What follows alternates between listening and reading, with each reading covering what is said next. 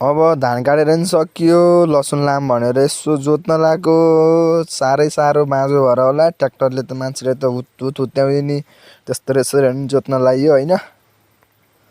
So hello guys, के छ खबर हजुरहरूको?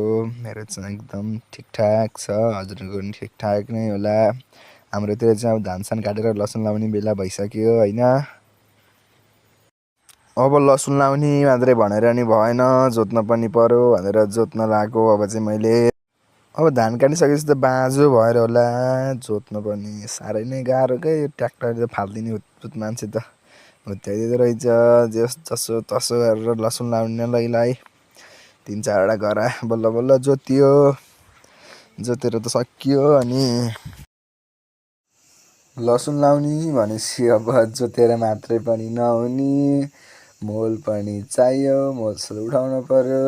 अनि त्यही भएर दाइ र म भएर टक्क 3-4वटा बोरा ल्याएर दाइले उ गर्ने, मैले झ्याम भरिदिने गरेर पहिला 40-50 बोरा जति मोल उठाएर, मोल भन्दा पनि जुत्तो उठाएर लान पर्यो।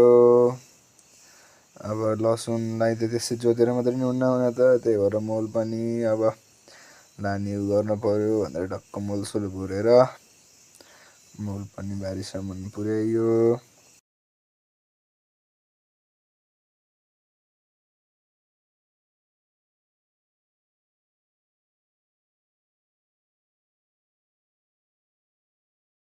अनि टक्क बोरामा जुत्तो हालेर अनि झ्याममा दाइले बोकाइदियो। झ्याप्प काँधमा हालेर चिप्पडाएर झिरिप्प बोकेर गइयो खेततिर। अनि बिचमा टक्क पिरो चटपटे खाएर हामी चाहिँ फेरि कन्टिन्यू लगाइयो त्यही जुत्तो बोक्नतिर। अनि चक्क जुत्तो बोकेर अब ल भ्याइयो भनेपछि अब फेरि मोल बोक्न पर्यो। भैँसीको मोल बोक्नु पर्यो, फेरि मोल बोक्न लाग्यो। अब जेनु तेनु अन्तिमतिर आइसक्यो कामको पनि। अब 10-20 स्ट्रोको मोल बोकेर सकेपछि त आजको काम सकिन्छ भनेर झ्याप मोल बोक्न लाग्यो।